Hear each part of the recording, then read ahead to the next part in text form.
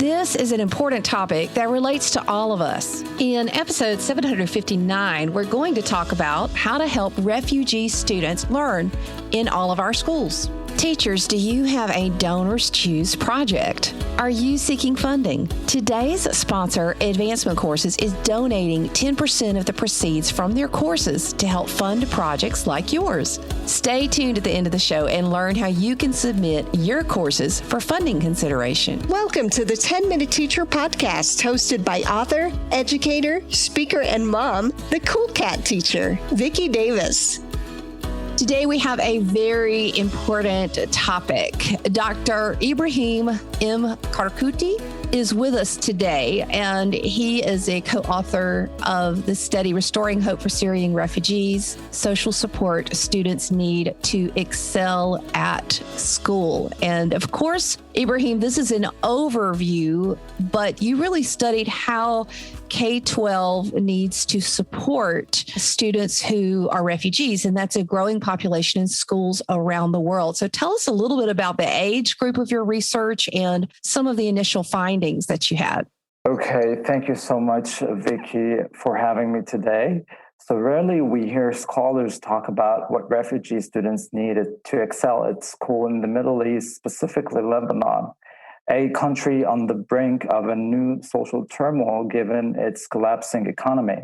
What my colleagues and I did was exploring the sources of social support Syrian refugee students need to overcome the academic difficulties they face. Now, concerning the question that you asked, we interviewed 10 middle school students. Their age range between 10 to 12 years old.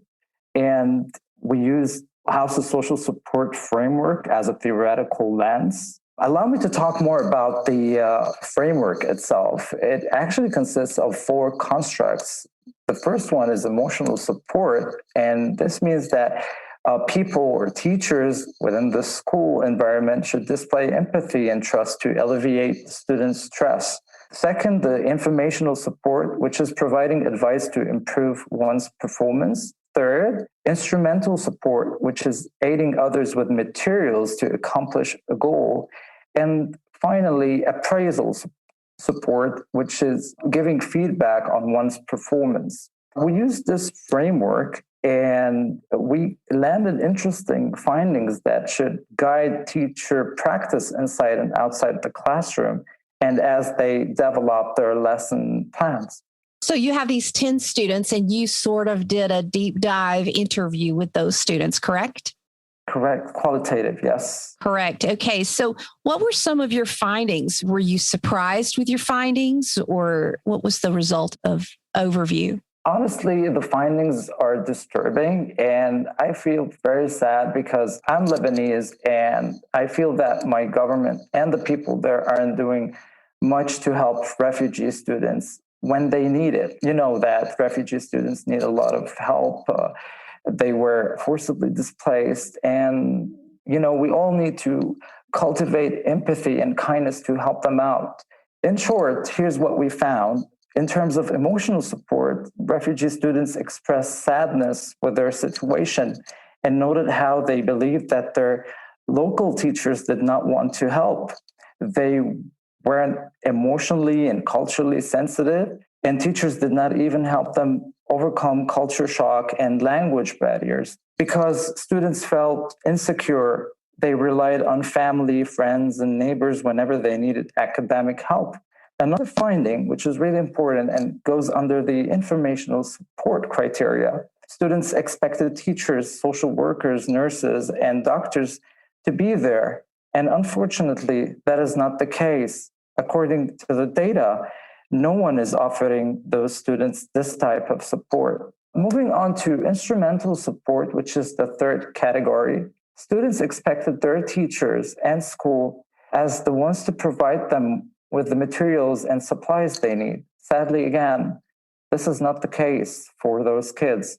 It was charities and local and national NGOs who did that. They were the ones to provide them with books, clothes, and stationery. Finally comes appraisal support. In here, students said they received no feedback on their work at school. this left them clueless of whether what they are doing was right or wrong. And ultimately, they reverted to their families and friends for evaluative information about their school performance. So pretty much this is the case for Syrian refugee students in Lebanon. So what needs to change? Because as you know, around the world, very often resources are scarce. And so many countries have the view, well, if, I'm going to take care of, quote, native students that are from this area first before I take care of the refugee students. And when you converse with teachers working with refugee students, as I have in the past, and I know you have, they're stretched so thin, they can have very large class sizes. Did you find this to be the case? Are their class sizes large, and are they just sort of being ignored in some ways? I'd say yes, they are being ignored. And here's the thing, here's the case in Lebanon. What they did to help accommodate the needs of refugee students was creating some afternoon shifts where refugee students join classes afternoon. But still, our findings indicate that teachers are not being as helpful and responsive to the needs of those underprivileged students. Though they get paid, NGOs, UNHCR, they're getting, paid for the work. Still, they're not doing it well. So what needs to happen? What are your recommendations? I would recommend senior leadership commitment. Okay, this is really important. Refugees should be treated like locals and at the highest level, like governmental competent authorities should actually acknowledge their rights. When they do that, people in Lebanon will understand that refugees are a source of strength. Diversity is important rather than seeing them as a threat. Unfortunately, maybe, this ties to politics and sectarianism in Lebanon, which I do not want to go into. But that is the case. That is what I see should happen, is empowering refugees within the society. Well, if things aren't addressed, then everything happening now is just passed forward. I mean, typically pain is magnified as it's passed forward, and you're not trying to change the situation. This is not an easy topic, is it, Ibrahim? No, it is not. It is not. But the thing is that it requires people to think about refugees. Just, try to switch position for a while. Just think about filling their shoe. That's the thing. If they don't do that, they will never recognize the agony they're through, and they wouldn't be able to help. So again, I will go back to the beginning by cultivating empathy and kindness. That would help a lot. So as people around the world, as teachers, K-12 teachers around the world are listening to you discuss these 10 students and what you've discovered, how can this apply to classrooms around the world? Because, throughout the world, refugees are in schools everywhere. How can a teacher like me or any other teacher help cultivate that empathy? Because we can't just say, oh, this is a problem in Lebanon for the Syrian refugees. This is a problem around the world. A lot of us have observed this. I've had people on the show before talk about what they're doing to try to incorporate students that are refugees into their school. So what advice do you give? Well, my advice is actually studying those needs and talking to refugees as a teacher, and then try to research methods, teaching methods out there, refugee education, and then apply it in the classroom. On the top of that, empathy should be the guideline or the main umbrella under which teachers function.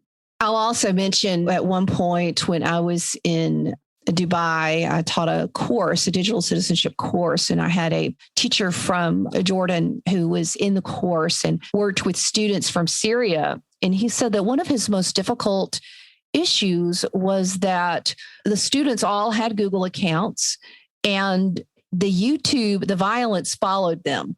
So YouTube had seen the kind of things that they saw while they're in Syria. And he said, the problem, Vicky, is they can't leave the war because the war follows them on YouTube. That was just heartbreaking. True. I totally understand and get you.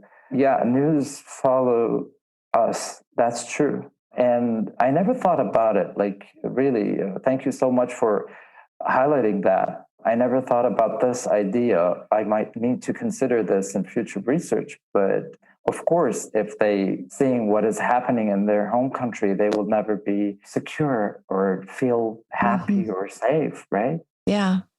Yeah. Well, it's just such a complex issue. So, Ibrahim, what's next for you? Where are you going to take this research next? Well, what I did is that I actually conducted another study that builds on this one. In that study, in the new one, my colleagues and I asked teachers at the same school about the social support they need to meet refugee students' academic needs at school. So we need to ask those teachers why this is happening and what are the solutions in their own opinion. So what did the teachers tell you? Well, they talked about governmental negligence. They talked about their financial situation. They talked about the fact that nobody listens to them and they're not supplied with the professional development they need. This is like just a glimpse of the findings. I think it's wise to try to understand what are the systemic issues. Because I've found that teachers around the world want to do a good job. They want to reach their students. On the whole, when I meet teachers, they want to do their best, but very often systemic issues make it very difficult. Yeah, it is difficult. The legal framework does a lot and makes everything hard. I told you before, senior leadership commitment is important. So, educators, this is a little bit of a different show, but using Twitter, using other methods, there are ways to connect with students, with teachers around the world. There are ways to connect with students in your own school who are refugees. And we've got some previous podcasts on teachers who have done that very thing. But having empathy for those that need our attention in today's challenging world. And so many children are suffering, but in particular, students who are refugees are suffering incredibly. So, Ibrahim, thank you so much for your research and for speaking out for those who can't speak for themselves. I appreciate you coming on the show today. Thank you. Thank you so much, Vicki. Thank you. Have a good day. Teachers, tell everyone you know to submit their Donors Choose projects to coolcatteacher.com/give between August 18th and September 24th, 2021, and you might be chosen to have your projects funded. Since 2015, Advancement Courses has been donating 10% of their proceeds during this time of the year to support Donors Choose projects. Check out Advancement Courses for your professional development, like I've been doing this summer. So go to coolcatteacher.com/give to submit your Donors Choose project. And if you need some awesome PD, 10-Minute Teacher listeners get 20% off any of their courses with the code COOL20. With this coupon, a 3 grad credit course for continuing education, salary advancement, or recertification is only $359. So go to advancementcourses.com/coolcat to learn more and use the code COOL20. Never stop learning. If you enjoyed today's 10-Minute Teacher podcast, why not subscribe on iTunes? You can also catch up with Vicki on Twitter at CoolCatTeacher or level up and learn with her blogs and free resources at coolcatteacher.com. Thanks for listening.